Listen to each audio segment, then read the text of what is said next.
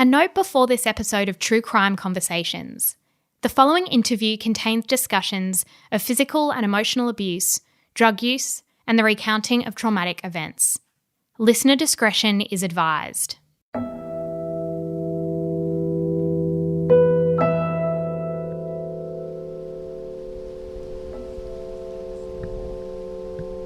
Beenham Valley Road sits in the Gympie region, between the Sunshine Coast and Hervey Bay in Queensland. The locality is known for its green grassland, surrounded by creeks, dams and sprawling farms. Sunny and picturesque, the country road is lined with tall trees. It was a winter's day in July 2014, when 27-year-old Kirra and her partner are believed to have had friends over to their Beenham Valley Road home. By the following day, Kirra's mother would receive a phone call. Standing at 159 centimetres tall, Kirra's body was covered in more than 100 bruises. A mother of 4, she died that day from a brain injury. 5 years on, her family and friends are still grappling with a number of questions. What happened the day before? Who was Kirra fighting with and what about? And why had it allegedly taken her partner 12 hours to call for help? An inquiry into her death has been reopened, and an ex-police officer is determined to uncover the truth.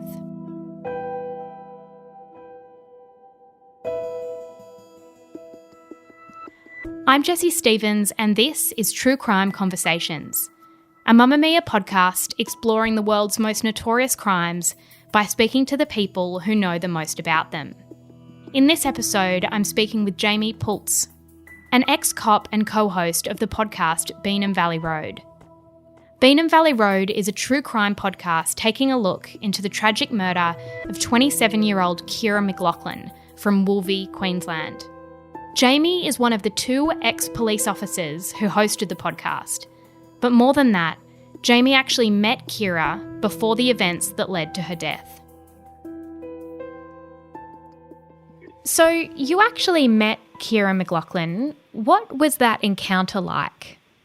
Yeah, so Jessie, that was about 2013. I was a first-year constable of police in Gympie, and the call when I went there wasn't actually for anything police related to do with her anyway. It's hard to explain what I was there for, but it was for something else. It was actually a case that was there. It was called the Torso case, and a torso had rocked up and had been burnt in a nearby area, and no one knew who it was. And obviously, as a result, the police were going to every house and just checking that everybody was living there that was still alive and making sure they weren't the torso.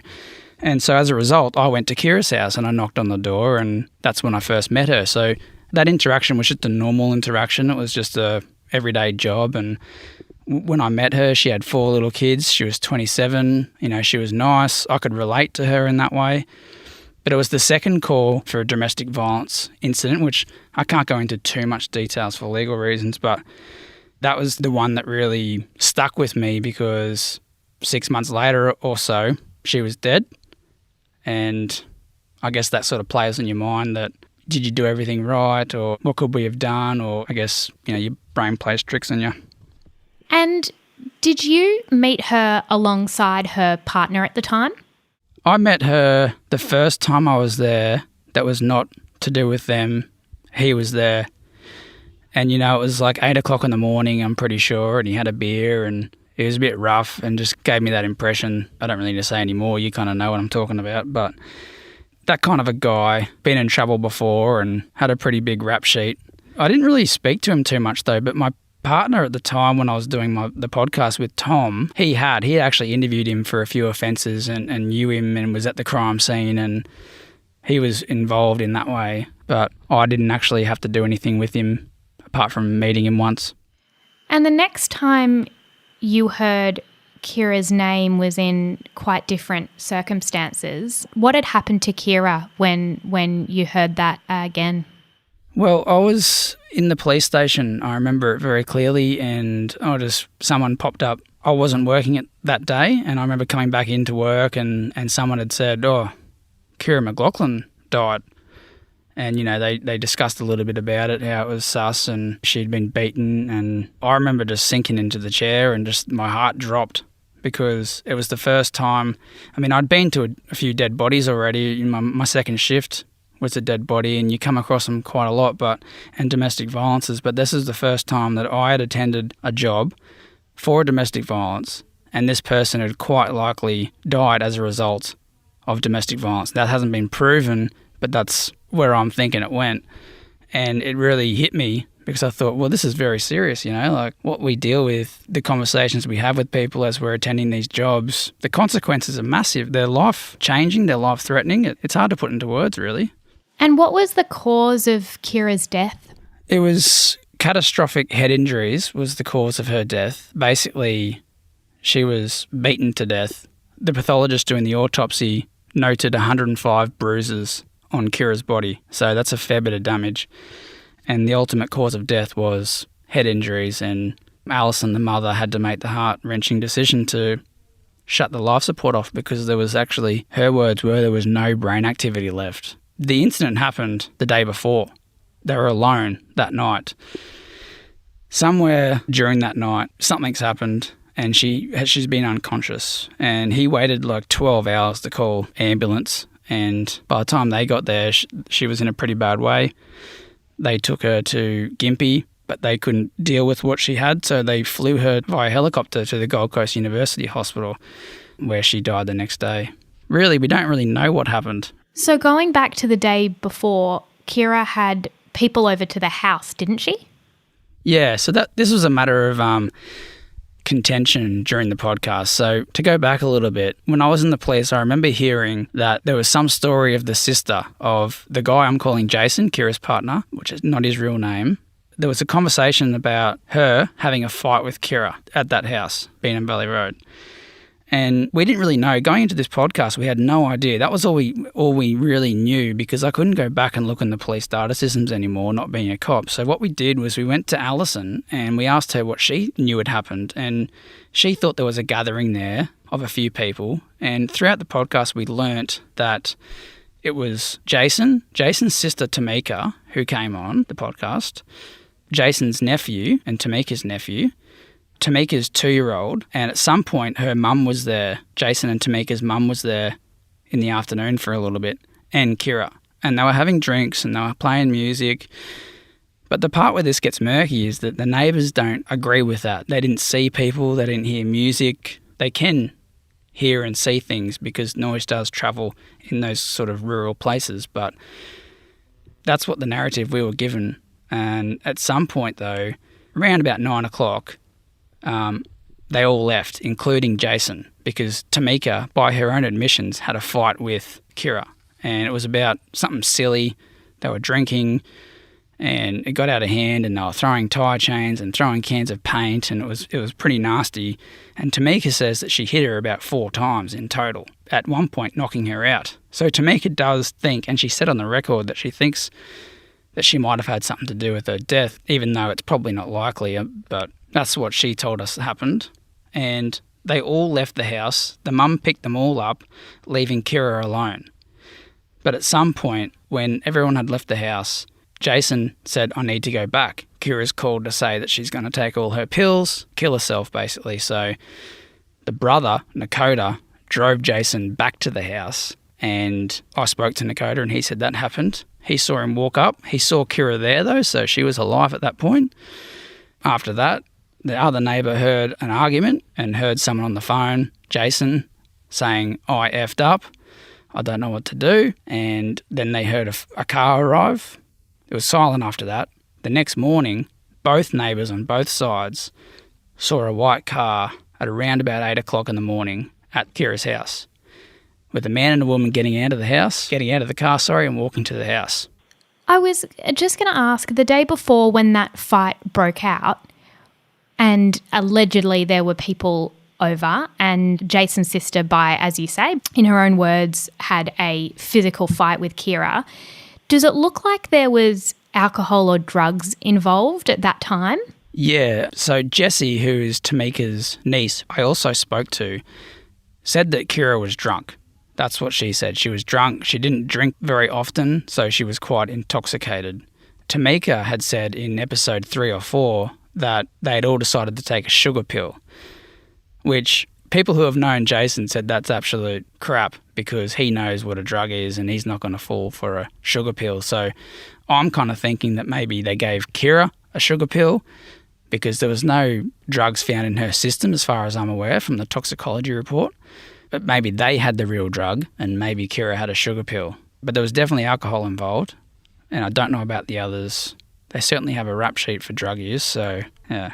And with Kirra, was it usual for her to be fighting with Jason's sister? Was there sort of some underlying tensions there with her, or why did this seem to kind of explode on that particular night? Well, Tamika told me Kirra wasn't a fighter, and Jason was actually trying to hold Tamika back because, you know, he was saying she's not a fighter. But Kirra was feisty, and she didn't take anyone's shit. That's what Alison told me. She did not take anyone's crap, and, you know, that would sometimes get her into trouble with certain people. She did have that, you know, feistiness about her and that sticking up for herself. And as far as any issues between the two, they'd only met a few times, but Tamika tells me when I first met her on the record that she didn't like Kirra. Straight up, didn't like her. I don't know why that is. So there definitely was some underlying tension there, I believe. That's why we called the episode My Brother's Keeper, because she says she doesn't, but at that point she was her brother's keeper. She would always bail him out. They had a system. She would pick him up when he was in trouble with the police. You know, he would run out to the bush somewhere and coo-ee, and she would know where to find him. Like, they had a system. It happened that often. They had a system.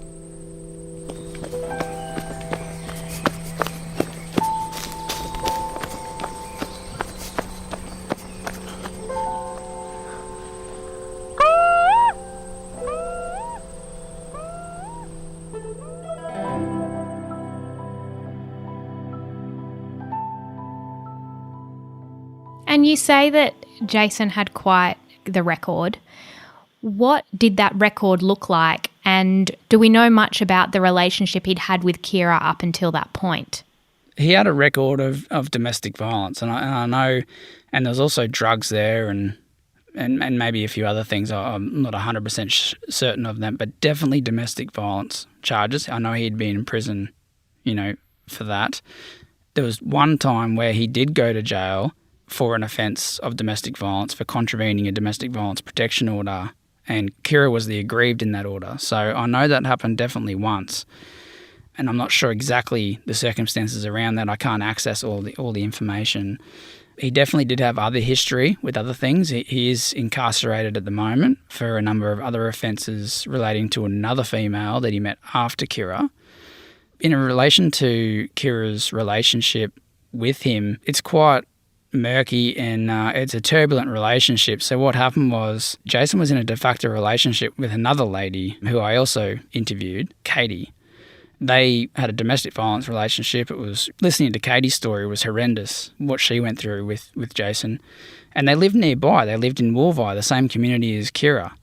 And through that community and through Jason and Kirra working together at the turkey farm, they met. And Jason was quite, you know, flirtatious and that sort of thing. And they started, you know, hanging out. And basically Jason just took Kirra and basically stopped the relationship with Kirra's husband because she was married at the time. And Katie was left to sit at home at the shed with her kids while Jason was off with Kirra. But he kept the both of them. He would go to Kirra's house for the day or a few nights, and then come back and make sure that Katie was still there and still doing what he told her to and all that sort of stuff, and trapping her there basically. And then she calls it her escape. She actually made an escape where she had finally swallowed her pride and contacted an old friend to come up, and they made a time, and he drove her out of there. They packed their stuff up and left. Then it was just Kirra and Jason, and, you know, Katie remembers calling Kirra and saying, "Has he hit you yet?" And she would say yes, and she's like, "Mate, you've got to get out of there. You've got to get out of there." But sometimes you just can't tell people when they're in this situation. And Kirra, you say that she was in a relationship before. She had 4 kids. Were they to that previous partner? Yeah, all 4 kids were with her husband. She was married young. It was like 18 or 19 off the top of my head. So she married young and she had 4 kids pretty quickly. Child 1 to 4 was very quick. I don't know if this is true or not, but Katie, her friend, would say that she was starting to look for more attention. Maybe her husband wasn't giving her what she wanted. So she started to have a bit of a fling with the 17, 18-year-old neighbour, who I also interview. And so they had a fling, and maybe Jason could see her vulnerability, with that. And when he met her, he was giving her that attention that she might have needed. And so I believe, after talking to all these people, I believe that maybe that's true. Maybe she did want some more attention and that he gave her that. But then when she was in it, she realised she was in trouble and was trying to make those steps to get away. I think because the neighbours, Damo, on that fateful night, he heard her say, "I don't love you anymore," or words to that effect. So I think she had made that decision to go with him and then regretted it and paid the ultimate price for it, really. And didn't the subject of this 17-year-old neighbour come up on her last night? There was some allusion to that from Tamika, I believe, when they were fighting. Is it possible that she was still in that relationship up until the end, or had it ended? Well, when I speak to Sean, the 17-year-old, he flat out denies that. He says he wasn't there. It stopped when Jason had got out of jail because Kirra told him, "Look, I've got a new partner. He's in jail. He's pretty serious, so I think this should stop." So he assures me that it stopped. And I originally did think that he may have been there after Jason and everyone had left the house. Maybe Kirra had got him over there to comfort her and Jason had returned to the house and found them together and then just lost it. That's sort of what I was thinking had happened. But his family can vouch for him that he was definitely not there. I think on that night, though, it sounds like Kirra maybe was trying to get back at someone or do something, because she did bring up the 17-year-old neighbour. She did say that, she was, I think her words were, "I was hooking up with a 17-year-old or performing oral sex," or something like that. And Tamika made the comment on the record as well that she went down to Jason, who was having a bong in the shed, "You better put your dog on a leash." That's what her words were. So, did Tamika say whether he appeared particularly angry about that? Is there a chance that could have set him off? I do think there was something said between the three of them that I think feuded this, and I don't know what that was, but it certainly must have been along those lines. Maybe you could assume that Kirra was trying to leave the relationship and maybe she was trying to get back at him or say something to anger him. I don't know why, but maybe that's the case. Maybe that has angered him. Maybe that has, and that could have set him off for sure. But if you listen to Nakota, the brother, and Katie, he would just lose it and just go off. It doesn't have to be anything massive, but if he did lose it, he really lost it. And it's just one of those cases that it does appear the writing is on the wall. Like, it does appear that he's done something to her and she's met with foul play. Those kind of injuries, how do you explain that? It's hard to explain. Why do you not call the ambulance as soon as you notice something? She defecated and urinated while she was in a semi-unconscious state, picked her up and showered her to clean her up.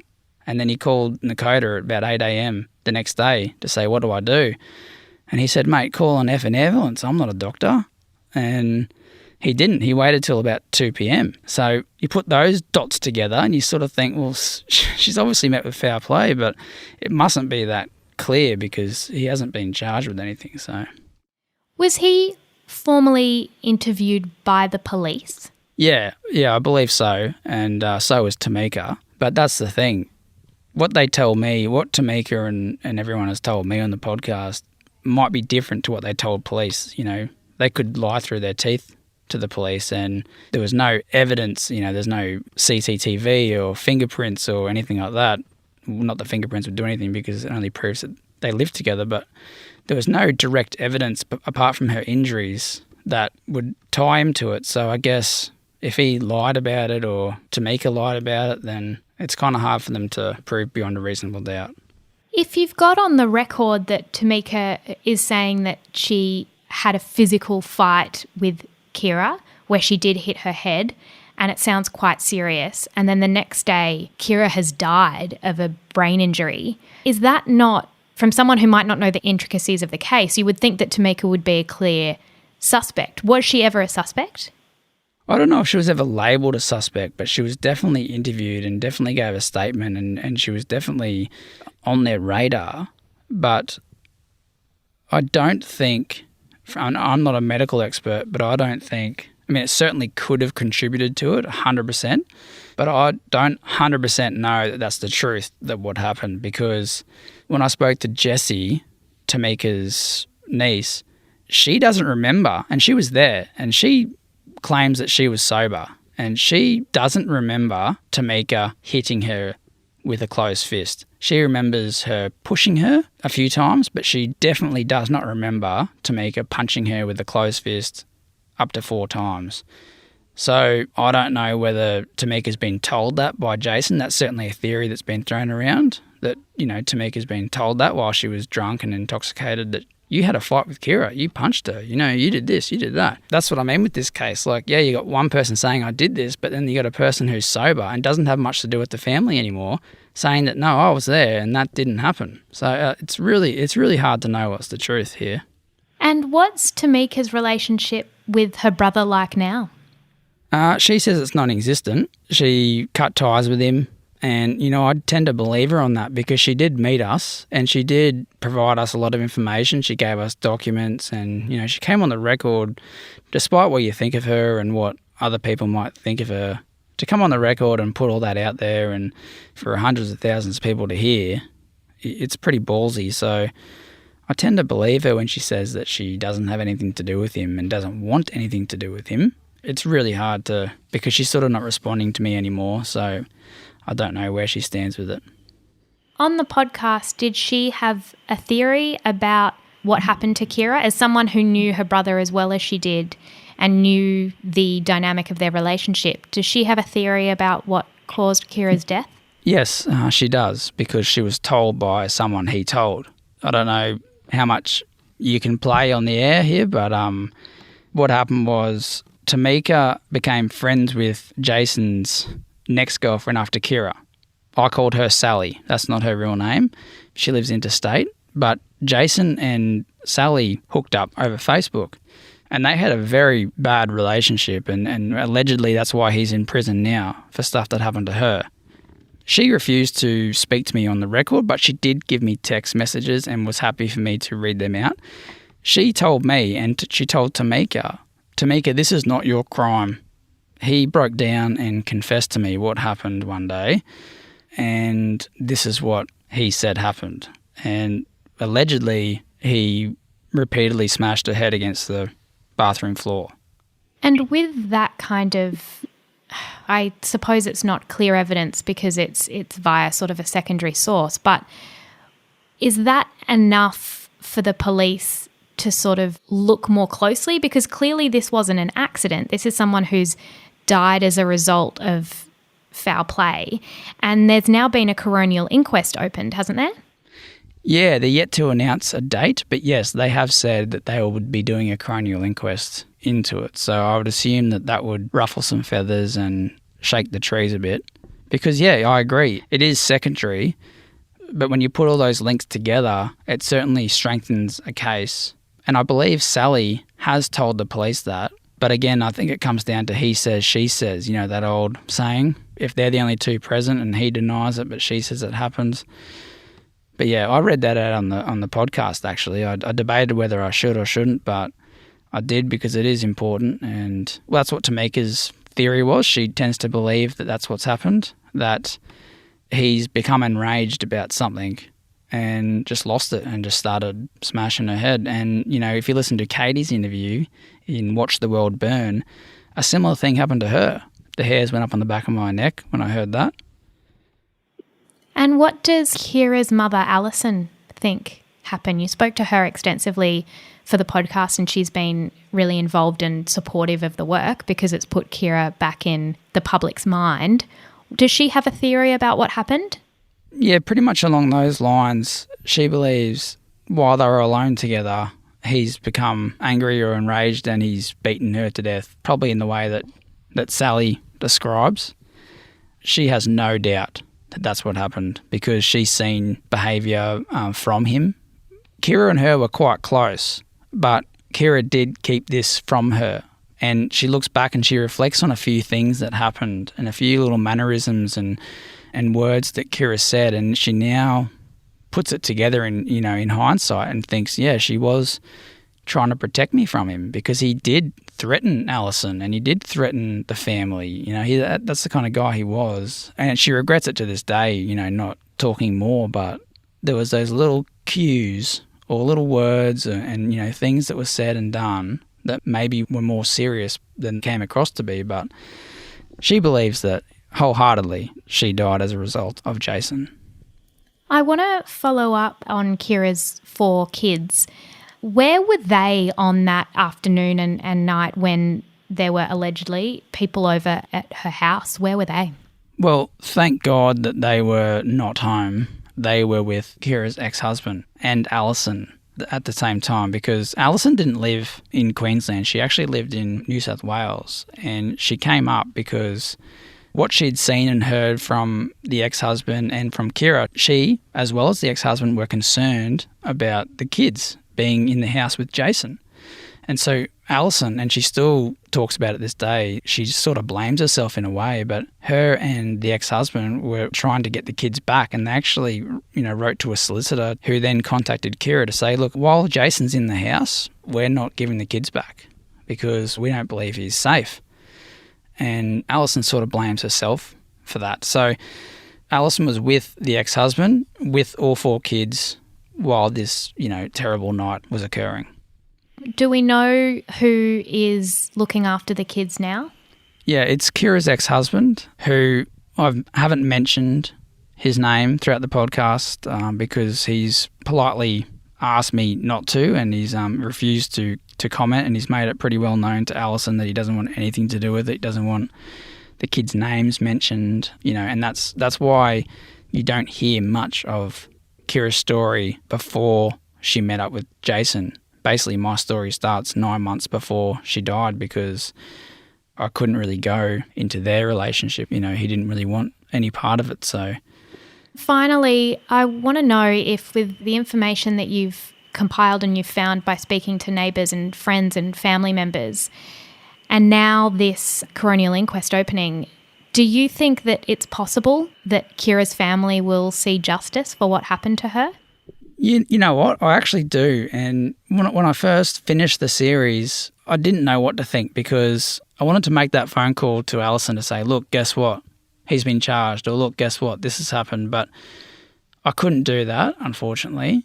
But, with what's being presented and with the future coronial inquest about to happen, will happen one day, I am confident that once they hear all this evidence, because Nakota, the brother, was never interviewed, a few other people were never interviewed, I'm really hoping that when they get in there and, if they speak truthfully, then yeah, I am confident we can get to the bottom of this. Yeah, I am. Thank you so much for your time and for shedding light on what's a really important story in terms of patterns of domestic violence potentially in Australia, and the story of a woman who might have otherwise gone forgotten. Look, I really appreciate you having me on here, Jessie. It's been an honour and I'm thankful to be here. The complete podcast, Beenham Valley Road, the Kirra McLoughlin story, is available wherever you get your podcasts. To keep up to date with the coronial inquest into Kirra's death, don't forget to join our closed Facebook group. Just search True Crime Conversations on Facebook. True Crime Conversations is a Mamma Mia podcast, hosted by me, Jessie Stevens. Technical production is by Luca Lavigne, and our executive producer and editor is Elise Cooper.